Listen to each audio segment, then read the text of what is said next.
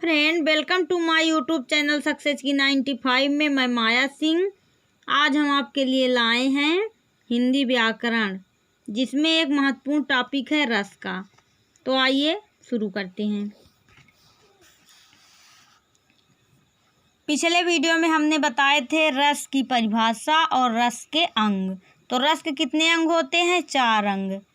पहला है अस्थाई भाव। सहृदय के हृदय में जो भाव अस्थाई रूप से विद्यमान रहते हैं उन्हें अस्थाई भाव कहते हैं। अर्थात किसी भी व्यक्ति के हृदय में जो भाव अस्थाई रूप से विद्यमान हो, वो अस्थाई रूप से रहते हैं, उन्हें क्या कहा जाता है? अस्थाई भाव कहा जाता है। प्रत्येक रस का एक अस्थाई भाव होता है। रस कुल कितने होते हैं? रस 10 होते हैं। तो 10 रस के एक क्या होते हैं? अस्थाई भाव। 10 रस होंगे तो उसके 10 अस्थाई भाव हो। प्रत्येक के एक अस्थाई भाव होते हैं। इनकी संख्या 10 है। पहला रस है श्रृंगार रस। श्रृंगार रस की अस्थाई भाव है रति। दूसरा रस है शांत रस।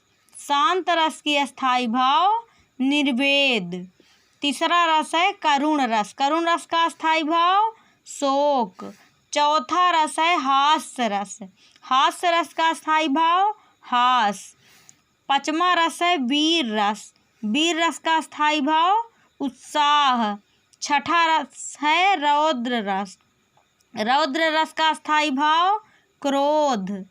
सातवां है भयानक रस। भयानक रस का अस्थाई भाव भय। 8वां है बीभत्स रस। बीभत्स रस का अस्थाई भाव जुगुप्सा या घृणा। 9वां है अद्भुत रस। अद्भुत रस का अस्थाई भाव है विस्मय। 10वां है वात्सल रस। वात्सल रस का अस्थाई भाव होता है वत्सल या वत्सलता। तो कितने रस हुए?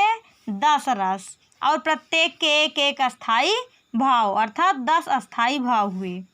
ये रहा अस्थाई भाव। अस्थाई भाव क्या है? सहृदय के हृदय में जो भाव अस्थाई रूप से विद्यमान रहते हैं उन्हें अस्थाई भाव कहा जाता है। प्रत्येक रस का एक अस्थाई भाव होता है, अर्थात 10 रस होते हैं। 10 रस के एक क्या होते हैं? अस्थाई भाव होते हैं। अब रस का दूसरा अंग है विभाव। अब विभाव क्या होता है, आइए जान लेते हैं। अस्थाई भावों के उत्पन्न होने के कारणों को विभाव कहते हैं। अस्थाई भाव जिस कारण से उत्पन्न होता है उसे क्या कहते हैं? विभाव कहते हैं। अब विभाव भी 2 प्रकार का होता है। विभाव के 2 भेद होते हैं। कौन कौन से?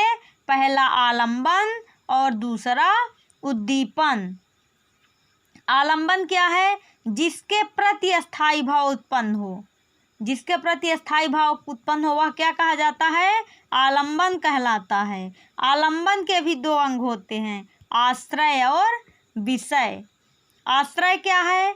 जिस व्यक्ति के मन में भाव जागृत हो, अर्थात किसी स्थान या कोई कविता कहानी कुछ भी सुनकर जिस व्यक्ति के मन में भाव जागृत हो, अर्थात जो पाठक है, श्रोता है, उसी के मन में भाव जागृत होगा।